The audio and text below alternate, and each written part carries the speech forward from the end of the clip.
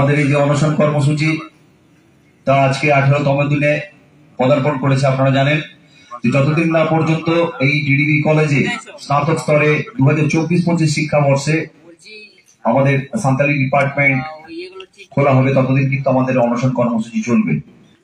আজ আমাদের এই অনশন মঞ্চে বিভিন্নভাবে বিভিন্ন মানুষের সহযোগিতা আমরা সবসময় পাচ্ছি। বিভিন্ন গণসংগঠন এসে আমাদের সঙ্গে সহযোগিতা করছেন। ঠিক যেভাবে একটি আন্দোলনকে এগিয়ে নিয়ে যাওয়ার জন্য প্রত্যেকটি মানুষের সহযোগিতার দরকার হয়, ঠিক সেভাবেই কিন্তু আমরা সহযোগিতা পেয়ে চলেছি।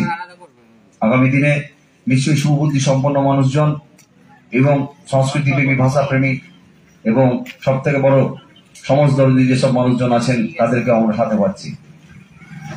পরিশেষে আমরা এটাই বলতে পারি যে আমাদের অনশন যতদিনই চলে চলুক, আমরাও শান্তপ্রিয় অনশন মঞ্চ যেভাবে আছে ঠিক সেইভাবেই আমরা আমাদের এই অনশন কর্মসূচি করে যাব। প্রত্যেকদিন প্রচুর মানুষ এসে উপস্থিত হন আমাদের এই কর্মসূচিতে। অনেকে সামনে থেকে সমর্থন করেন, কেউ হয়তো বিভিন্ন কারণে আমাদের সামনে এসে হয়তো সমর্থন করতে পারেন না, কিন্তু ওনারা মানসিকভাবে আর্থিকভাবে আমাদের এই সংগঠনের সঙ্গে জড়িয়ে আছেন। ওনাদের আমরা আন্তরিক ধন্যবাদ জানাই।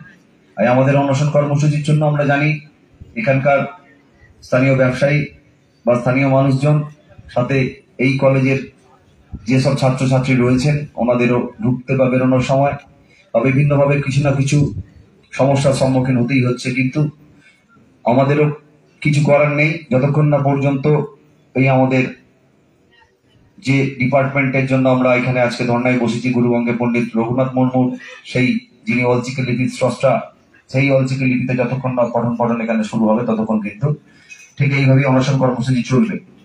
আমাদের এই অনশন কর্মসূচি আজকে 18তম দিনে পদার্পণ করলো। যারা আমাদের সঙ্গে সবসময় সহযোগিতা করেছেন ওনাদের আন্তরিক ধন্যবাদ জানাই।